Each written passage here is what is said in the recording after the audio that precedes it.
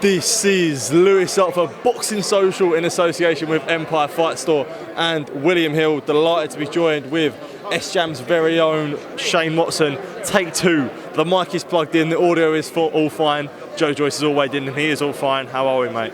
Really good, mate. Just done the weigh-in now, so all we've got to do now, well, I say all Joe's got to do now, is have a fight and make sure he wins it. Absolutely. Joe Joyce coming in at a career heaviest, 281 pounds. Your thoughts on that? Yeah, I mean, if I'm being honest, like, it's not really a surprise. Obviously, the aim is to be heavier. I think anyone who watched the last fight could probably see Joe was not just a bit too light, far too light. I'm not his strength and conditioning coach, but they believe that this is the best weight for him to be at. Joe believes it's the best weight for him to be at for this particular fight. So here he is.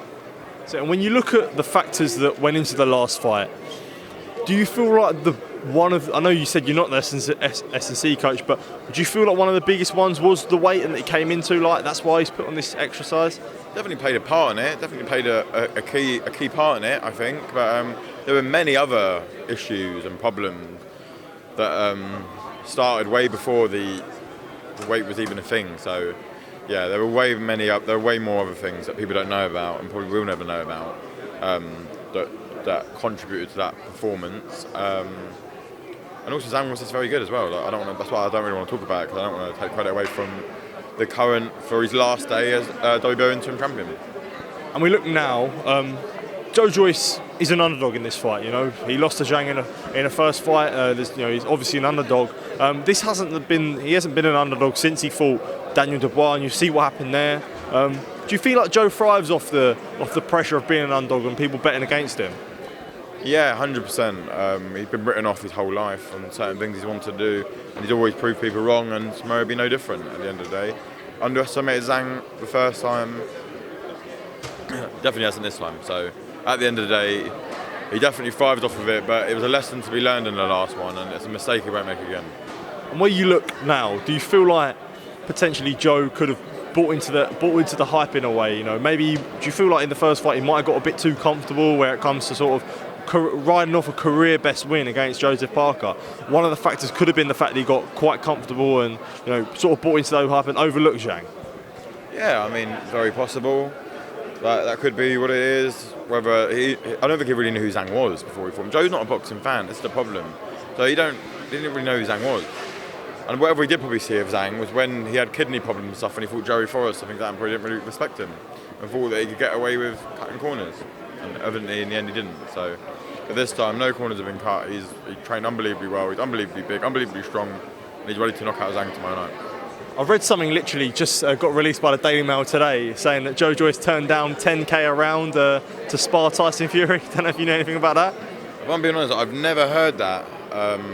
Was this recently? I don't know. Literally about 5-10 minutes ago it came out. No, I mean, was this sparring money thing ages ago, or was this like years and years ago? I'm not sure. I think I've been baited into a headline. I actually haven't, to be honest, this is poor. I actually haven't clicked on it. I just see the headline. I've never heard of it, to be honest. It definitely weren't for this camp, if that was the thing. But I mean, Joe's too high profile to get paid for sparring. That's something you do for the youngsters coming through and that. Like, you don't do that for people who have won and achieved what Joe Joyce has done. He doesn't get paid for sparring. We have to pay other people for sparring.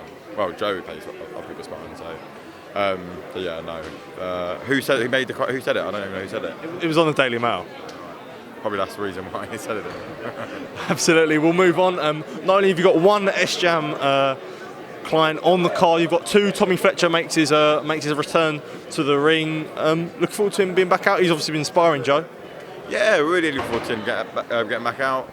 Nice little 6-rounder for him. I'd probably like it to be his last 6-rounder actually. Nice steady opponent. He's coming to win. He's got a decent record, so yeah, it's a good little fight for him, and hopefully get him back once more for the end of the year. We see he's on the same card as Aloys Jr. Them two have gone back and forth. Do you feel like it's a collision course for them two to face each other? Oh, absolutely. That's definitely a British and Commonwealth title fight someday, and I hope it does happen. It's good to have rivalries. It's good to have a bit of a needle and whatnot. That's what fans want to see. So yeah, why not? Let's have it. I think it's a great fight one day, but let's not rush them. Let's not make that for an English title or something like that. Let's get that built properly and make that a proper arena fight where people get excited, a bit like an Adelaide Wardley kind of fight. So that's what we want. And you look at now, Tommy sort of wants to play down the rivalry, don't really want to say his name much, he's not really interested, but do you feel like both fighters benefit from having their names, both talking about each other? Listen, that's what it's all about, rivalries, that's where the money's at, that's where the publicity's at, and that's ultimately how you're going to push on your career and do the things you want to do. So, really important. Like, there's been many great rivalries over the years, like Fletcher Groves, and I know obviously that's at a much higher level, but like they all help each other, and you need rivals to make money. That's the way it is. Like, in what other world would have Hay and Bellew earned the money they did if they didn't pretend they didn't like each other? That's it. Absolutely. Another one. Moving on. I did speak to you about this, but I done an interview with Jeamie TKV on Wednesday, and I mentioned the name Sol Dacres, obviously your client, and he talked about the disrespect that Sol gave him and SJAM, and he said that he's going to make you pay. He's going to make, well, not you pay, but he's going to make SJAM and Dacres pay for the disrespect. When you hear that, what's your sort of thoughts on it? Well, I hope he's not going to come for me, because I won't be able to put up much of a fight back, but I like Jeamie TKV. I actually spoke to him after what show did I see him at? Oh, the Marku fight. So yeah, Eubank Smith.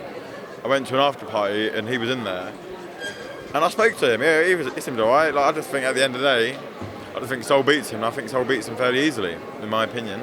I like Jeamie TKV. He's a good amateur. He's got a bit about him. I just think stylistically it's a wrong fight for him. And it's a good fight for Sol because it's live on Sky. They'll build it up to be a big fight. The title defence for Sol, and then I think he can move on to British and Commonwealth honours really. So, it's no disrespect for Jeamie TKV.